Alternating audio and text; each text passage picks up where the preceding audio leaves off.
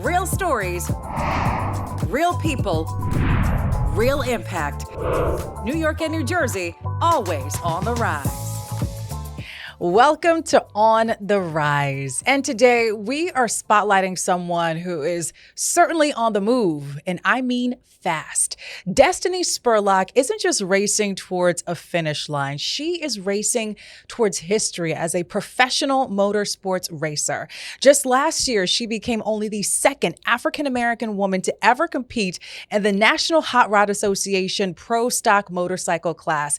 And right now, she is preparing to become the first Black woman to compete in NASCAR's 77-year history. Welcome, Dystany. Thank you for having me. I'm so excited to be here. It is an honor to have you. You are absolutely a force. Thank you. Tell me about your origin story. What was your upbringing and what ignited your need for speed? So it's my parents' fault. Okay, I'm gonna say my parents and my poppy, which is my granddad. So I started riding on the back of the motorcycle at 3 years old. So that's when I said, okay, let me back up. My mom and dad got me a power wheel before I can walk at 1. So it really started from womb on out. Then I got on the back of the motorcycle at 3. Then at 5, I got a go-kart. So I started making my own little track around my grandparents' house. She couldn't stand it. But my poppy was like, that girl's fine. It's okay. She could do it. Exactly. Then I got the chance to go to the drag strip at 12 years old because my godfather raced motorcycles. So that's when I first said, okay, Mom, I think I want to race motorcycles. So she's like, okay, whatever you want to do, let's do it. Mm-hmm. At 16, she bought me my first motorcycle, not a car, but a motorcycle. So I went to the racetrack and I raced that for about 2 months. Then BMW came out with their motorcycle called the S1000.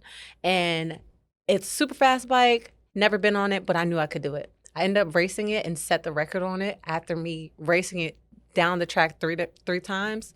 So once that happened, BMW said, we want you to be an ambassador. I said, okay, let's do it. Then I got my BMW. And I said, Mom, I really want to race an NHRA Pro Stock motorcycle. Mm-hmm. But even before then, NASCAR was always my goal, but I just didn't know how to get into it because it's very expensive and I didn't know where to start. So I said, we're going to stay with motorcycles. I ended up debuting last year in the NHRA series for Pro Stock motorcycle. And then a lot of things that happened in between there where I met my team now with Fox Tekka, and we're going to be debuting in NASCAR ARCA series this year. It's whirlwind. It's like a whirlwind career you've already had. You're just 31 years? 33. 33? Yeah, my Jesus year. Yes. Your Jesus year.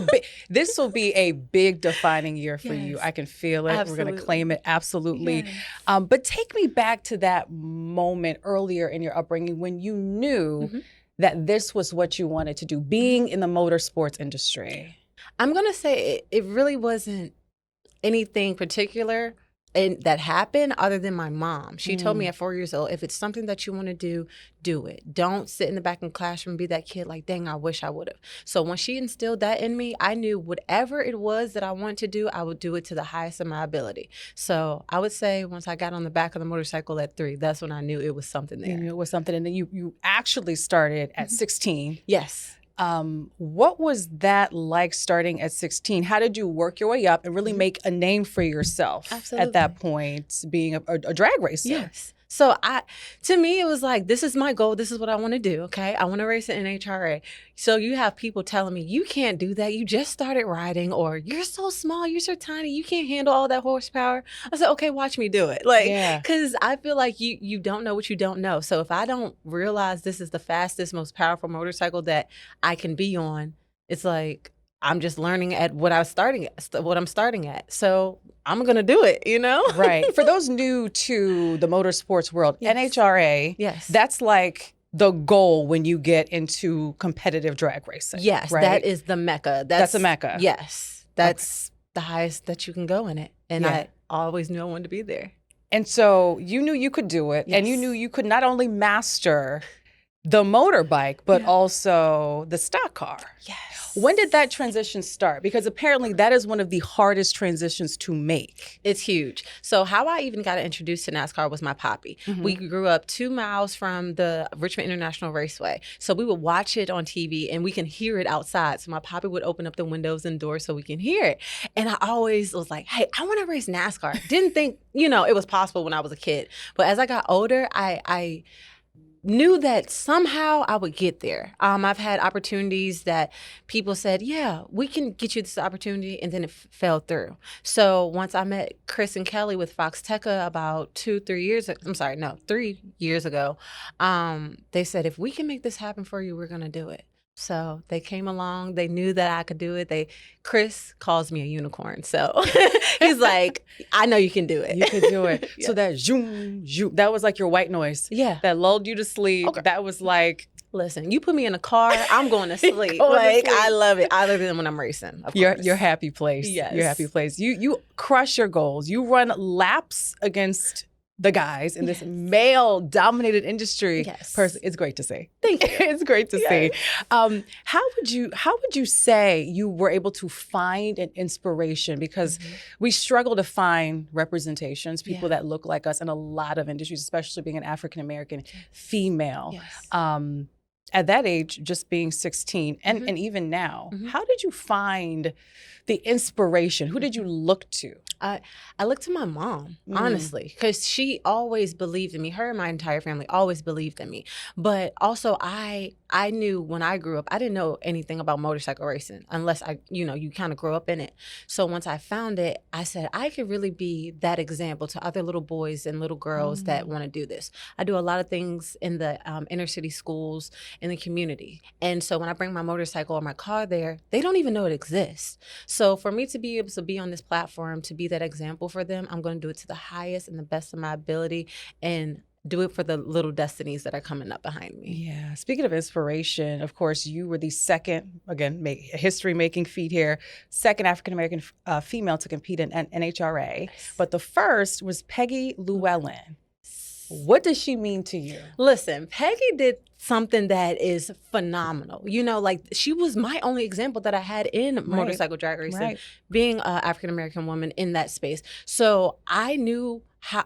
I've seen her struggles from what she's told and how hard it was for her to get funding and to even get out there. So with me having this opportunity, I want to do it well for not only myself, but for her, because she really paved the way for us.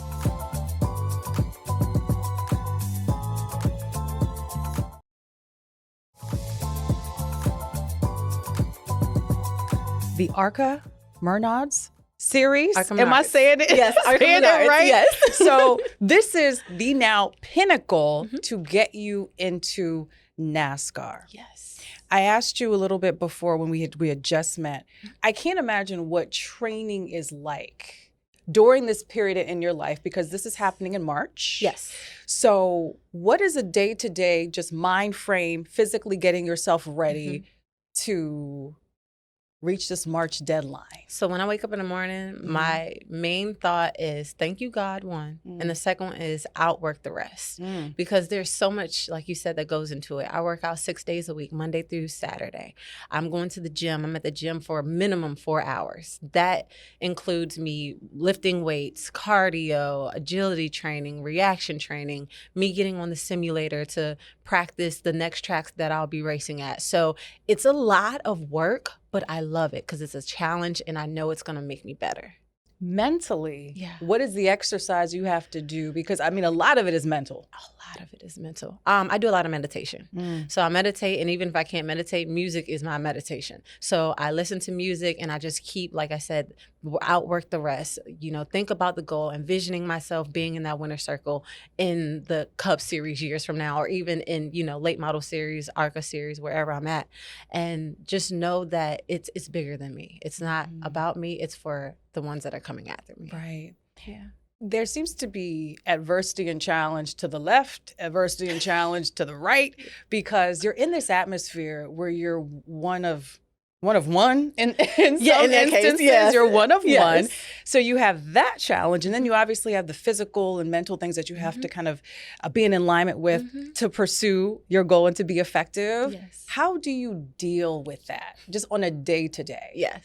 So everything that I've done has always seemed to be in a male-dominated sport. So I've always had those naysayers telling me I can't do something, or you're not going to be good at that, or you're too small. So I look at them, I smile, and I just say, okay.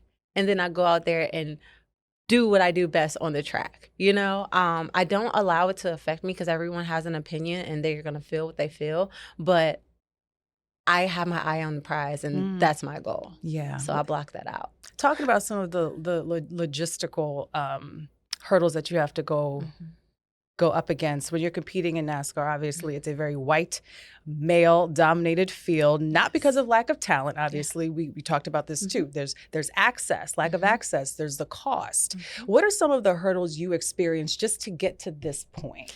One, the financial part of it. It's so expensive to even race. To test, you're looking at thousands of dollars. And when I say test, that means practice. So that's one. Two, it's like, where do you go to find these teams? You know, you only see the big name teams that you see on TV. And that's kind of hard to get into. But you have to go to your local tracks. And in my case, it was a little different. My team did some research and found a team that worked perfectly for me. But it's just been so hard because the access, the money of it, it's extremely expensive. But my team helped me a lot with that, a whole lot with that. Yeah, you've overcome so much. And now it's cool that we get to follow you in this very defining moment in your life. You have a docuseries coming out appropriately titled Driven by Dystany, The Road to NASCAR. What are we going to learn about you? What are we going to see behind the scenes? Yes, so you're going to see what this journey has been like from years to now. So you're going to see the adversities that I had to go through, such as, I'm not going to give away too much, okay? But just know that you're going to see me working out. You're going to see my day-to-day life, what it's like on and off the track. You're going to see me going through all the developmental part of it, from practicing in the gym to practicing at the track, and all the way up until race day. So you'll see a lot. When you do make it to compete in NASCAR, obviously, it will be a huge history-making moment for you, but what do you want that moment to mean for the sport? I want, that's such a good question. So I want it to be an impact. I want them to know that we can break down barriers and overcome obstacles. I want them to know that even on the hard days, never give up. Keep your eye on the prize. And like I keep saying, because this is what it's about. Yes, I'm a racer. I love what I do. But this is for all the little ones that are coming up behind me. So I want them to see my perseverance. Right. And on that note, Dystany, how do you keep rising? I imagine when you get home, after you're done with all of your courses, your simulations, you have to be physically tired, mentally tired to your bone. Yeah. What keeps you going? What keeps you rising? God, my family, and my team. They keep me going because they've seen the days I've been crying. They've seen the times when I wanted to give up, but they were always there beside me to tell me, keep going, keep pushing. Like, your name isn't Dystany for no reason. So you have a destiny, and it's time for you to live that out. Absolutely, Dystany. We will be cheering you on, rooting for you on your way to NASCAR. Thank you so much. Thank you. Thank you guys for watching. I'm Vanessa Freeman. Until next time, keep rising.